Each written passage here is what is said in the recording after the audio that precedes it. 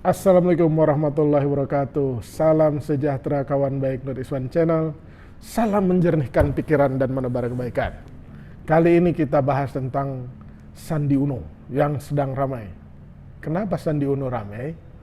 Karena tiba-tiba Sandi Uno disebut-sebut oleh Bang Sufmi Dasko, Wakil Ketua Umum Partai Gerindra, katanya mau pindah ke P3.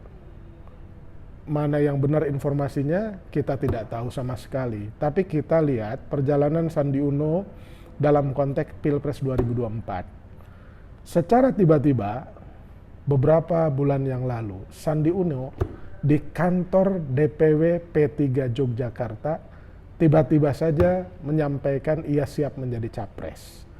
Tentu saja statement Sandi Uno ini memantik konflik dalam tanda petik, konflik internal atau ketegangan internal di Partai Gerindra. Apakah memang benar Sandi Uno siap menjadi capres? Padahal Partai Gerindra sendiri itu sudah mendeklarasikan bahwa satu-satunya capres dari Partai Gerindra adalah Pak Prabowo. Wajar saja kemudian seorang wakil ketua umum, Pak Sufmi Dasko itu bereaksi. Bahkan belum lama ini ya itu tadi menyebutkan bahwa Pak Sandi Uno itu udah mau pindah ke P3 menurut informasi yang diperoleh Sufmi Dasko dari anggota fraksi P3. Tetapi kemudian Mas Ahmad Baidowi, ya, anggota DPR RI dari fraksi P3 sedikit membantah karena dia tidak tahu juga apakah memang benar Sandi Uno itu akan pindah ke P3 atau tidak.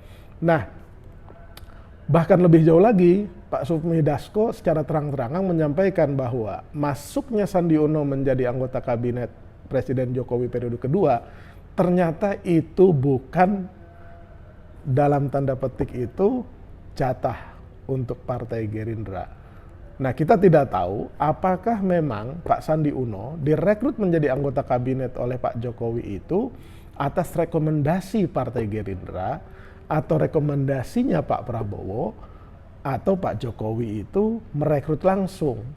Nah, itu kita tidak tahu, atau diam-diam sebenarnya sudah ada komunikasi antara Sandi Uno dengan Pak Prabowo tentang masuknya Sandi Uno menjadi menteri tersebut.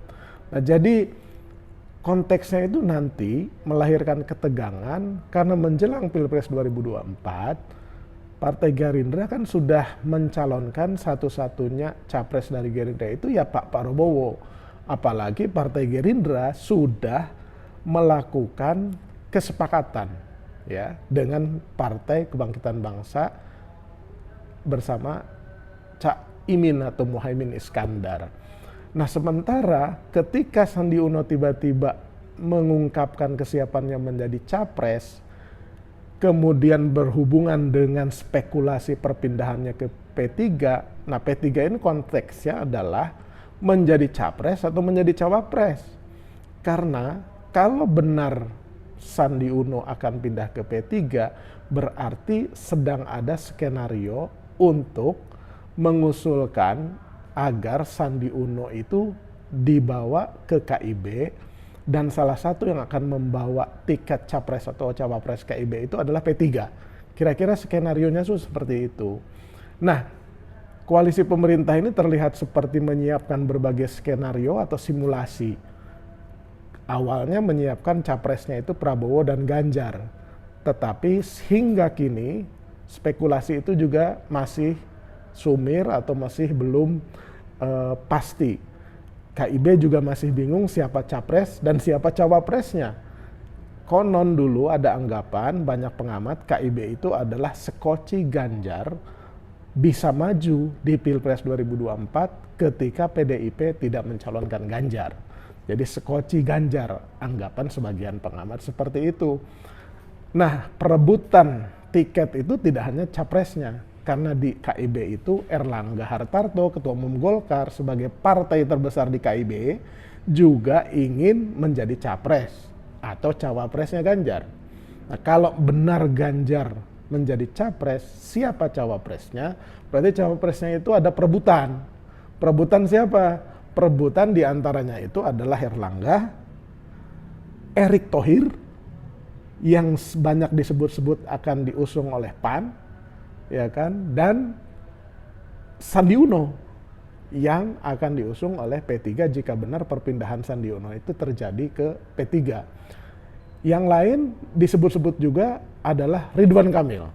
Ridwan Kamil berkali-kali mengucapkan bahwa dia sedang mempertimbangkan untuk masuk salah satu partai. Nah, jadi hubungan antara Sandi Uno, Prabowo, dan Gerindra ini menarik terus kita amati karena terkait dengan simulasi koalisinya yang didesain menurut banyak kalangan oleh Pak Jokowi. Ya, Prabowo, Ganjar, dan kebingungan menentukan siapa cawapresnya karena juga ada faktor PDIP di sana. PDIP sendiri juga dalam persimpangan apakah mengusung Ganjar Pranowo atau Puan Maharani. Kira-kira demikian, kita ikuti terus dinamika pencapresan dan pencawapresan di 2024 karena minggu depan itu sudah 2023, berarti semua partai politik yang berhak mengusung itu akan bertemu dengan deadline karena harus mempersiapkan sosialisasi calon-calonnya yang akan diusung. Demikian kawan baik, jangan lupa subscribe, like, dan share, juga komen Nur Iswan Channel. Terima kasih.